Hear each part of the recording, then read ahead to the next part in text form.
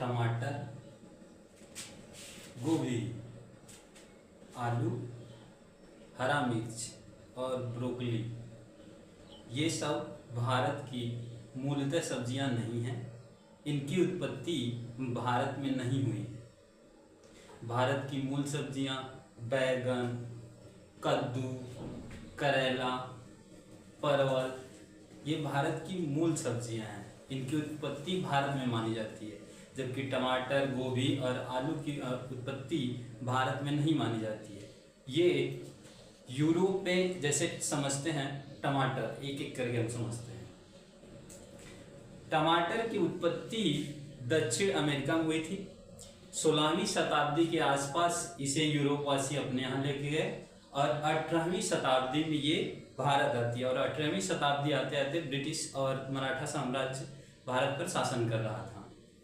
जबकि गोभी मूल रूप से रोम और ग्रीस में होती थी, जहाँ से फिर वो यूरोप जाती है। यूरोप से 16वीं और 17वीं शताब्दी के शुरुआती दौर में ब्रिटिश द्वारा भारत में लाई जाती है और उस समय मुगल वंश भारत पर शासन कर रहा था। जबकि आलू दक्षिण अमेरिका के में मूल रूप से पाया जाता था।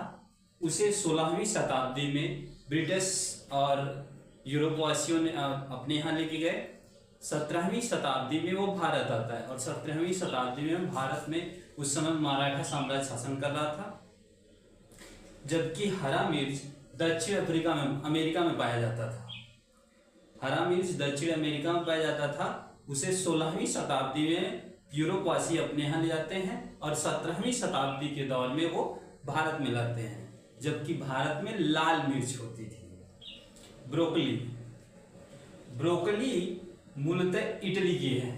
इसकी पैदावार इटली में मानी जाती है और ये इटली से पूरे विश्व में फैली है और भारत में ये 20वीं शताब्दी में भारत में आई है।